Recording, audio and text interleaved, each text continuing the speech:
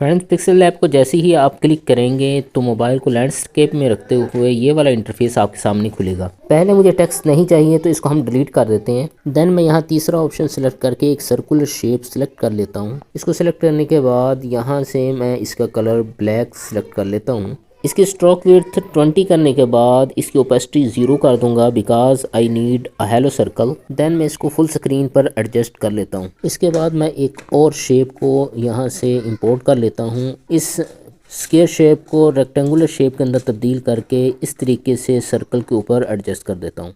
Then इस circular shape और rectangular shape को आपस में मर्ज करने के लिए लेयर के अंदर जाकर इनको मर्ज कर देता हूँ और रिमूव बैकग्राउंड में जाकर इस रेक्टेंगुलर शेप को रिमूव कर देता हूँ। फिर मैं एक और सर्कुलर शेप को इंपोर्ट कर लेता हूँ और इसका कलर भी ब्लैक कर देता हूँ। इस सर्कल को पहले सर्कल के अंदर सेंट्रलाइज करने के बाद एक और शेप ले लेता हूँ और इसको ब्लैक करने के बाद इसकी स्ट्रोक विड्थ 15 रख लेता हूँ और इसकी ओपेसिटी को 0 कर देता हूँ। देन इस हेलो सर्कल को पहले वाले सर्कल के ऊपर इस तरीके से एडजस्ट कर देता हूँ। देन फ्रेंड्स, इसके ऊपर मुझे अपने चैनल के हवाले से टेक्स्ट ऐड करना है, तो टेक्स्ट के अंदर जाकर इसके ऊपर first of all E type करता हूँ। इसके बाद फ़ॉन्ट के अंदर जाकर एक फ़ॉन्ट सेलेक्ट कर लेता हूँ। यहाँ पे मैं अपनी मर्ज़ी से कोई फ़ॉन्ट सेलेक्ट कर लेता हूँ, आप अपनी मर्ज़ी से कर लीजिएगा। यहाँ पे मैं DIST वाला फ़ॉन्ट सेलेक्ट करता हूँ। उसके बाद ये पिक करने से पिक नहीं हो रहा होता तो आप पोजीशन वाले ऑप्शन के अंदर जाकर इसे अपनी मर्ज़ी से पोजीशन दे सकते हैं। फ्रेंड्स, मुझे ये डिजिट सेंटर के अंदर लेके आना है और इसी तरीके से मुझे एक और डिजिट भी चाहिए जो कि मुझे यहाँ पे रिक्वायर्ड है, तो इसी की मैं कॉपी कर लूँगा ताकि दोबारा से मुझे फ़ॉन्ट ना सेलेक्ट करना पड़े।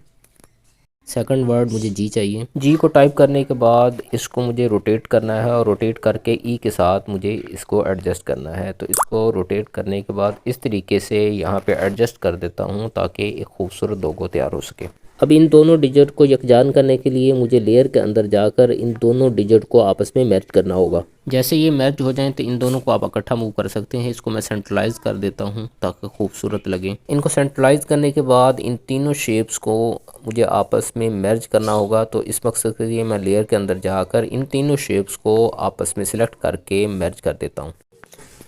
मर्ज करने का मकसद ये होता है कि इन दोनों शेप्स को या डिजिट को आपस में मर्ज करने के बाद रिमूव बैकग्राउंड में जाके इनको रिमूव कर सकूं। तो इसको रिमूव कर दिया है, आप देख सकते हैं। देन मैं फिर टेक्स्ट के अंदर जाकर इजी ग्रो लिख लेता हूं और मुझे इस वर्ड्स को इन दोनों सर्कल के दरमियान मौजूद एम्प्टी स्पेस के अंदर कर्व्ड शेप के अंदर लेके आना है।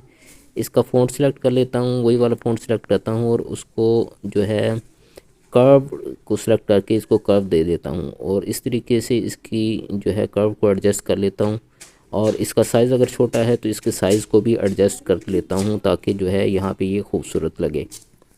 34 आई थिंक इसका साइज़ मेरे लिहाज से ठीक मुझे लग रहा है। इसी तरीके से इसकी कर्व को भी सेट कर लेते हैं। तो जहाँ पे आपको लगे कि ये बिल्कुल एडजस्ट हो गई है वहाँ पे जाके इसे ओके करवा दें और इसका कलर भी ब्लैक कर दें। इसी तरीके से यही वर्ड मुझे नीचे भी चाहिए, इसकी कॉपी कर लेता हूँ और इस तरीके से दोबारा कर्व के अंदर जाकर इसके एंगल को इस तरीके से एडजस्ट कर लेता हूँ। 45 आई थिंक ठीक लग रहा है मुझे। तो यहाँ पे ये एडजस्ट करने के बाद इसको मैं नीचे यहाँ पे एम्प्टी स्पेस पे एडजस्ट कर देता हूँ। एक और टेक्स्ट ले आया हूँ और इसके ऊपर मुझे 2024 लिखना है। 20 पहले सेलेक्ट कर लेता हूँ और इसके फ़ॉन्ट को कहीं बड़ा फ़ॉन्ट सेलेक्ट कर लेता हूँ। यहाँ पे ये वाला बड़ा फ़ॉन्ट मैंने सेलेक्ट कर लिया है और इसको ये बड़ा नहीं हो रहा होता बाज़ औक़ात, तो इसको आप यहाँ पे टेक्स्ट बड़ा करने का ऑप्शन है, इसके ज़रिए आप बड़ा कर सकते हैं। तो आई थिंक 46 ठीक है। यहाँ पे इसको सेलेक्ट कर लिया और इसकी कॉपी कर लेता हूँ ताकि दोबारा से मुझे साइज़ को एडजस्ट ना करना पड़े और यहाँ पे 24 कर देता हूँ। तो इसके रंग को भी मैं ब्लैक कर देता हूँ और उसको भी सिलेक्ट करके इसका कलर भी ब्लैक कर देता हूँ। आप देख सकते हैं कि लोगो तैयार हो चुका है। अब इसका मुझे बैकग्राउंड रिमूव करना है, तो बैकग्राउंड रिमूव कर देता हूँ और इसको सेव कर लेते हैं। इसको आपने अल्ट्रा हाई क्वालिटी के अंदर सेव करना है ताकि जो है रिज़ल्ट आपको अच्छा मिले। अब इस लोगों को प्रोफेशनल शक्ल देने के लिए हम एक साइट के अंदर जाएंगे। इसका लिंक मैंने डिस्क्रिप्शन में दे दिया है, आप उस वहाँ पे चेक कर सकते हैं। जैसे आप इसको ऑन करेंगे तो इस तरह का इंटरफेस आपके सामने ज़ाहिर होगा।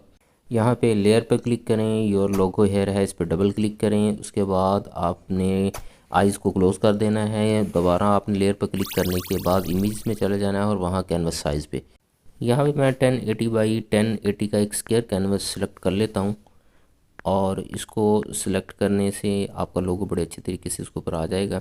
देन फाइल में जाके ओपन और प्लेस का बटन क्लिक करें।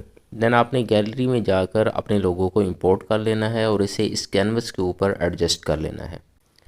फ्रेंड, जैसे ही आपका ये लोगो इस कैनवस के ऊपर एडजस्ट हो जाता है, देन आपने फ़ाइल के अंदर जाना है। फ़ाइल को क्लिक करने के बाद आपने ऑप्शन सेलेक्ट करना है सेव स्मार्ट ऑब्जेक्ट। जैसे ही आप सेव स्मार्ट ऑब्जेक्ट को क्लिक करते हैं तो आपका लोगो इस कैनवस के ऊपर फिक्स्ड हो जाता है। देन आप 3D मॉडलिंग को सिलेक्ट करेंगे तो आपका लोगो प्रिपेयर होकर आपके सामने इस तरह आ जाएगा। देन फ्रेंड, इस लोगो को सेव करने के लिए आपको दोबारा फाइल के अंदर जाना होगा। फाइल के अंदर आपने ऑप्शन सेलेक्ट करना है एक्सपोर्ट एज़ का। एक्सपोर्ट एज़ को क्लिक करें और बहुत सारे फॉर्मेट जो है आपके सामने खुल जाएंगे। किसी एक फॉर्मेट के अंदर अपने लोगों को हाई परफॉर्मेंस के अंदर सेलेक्ट करके सेव कर लें।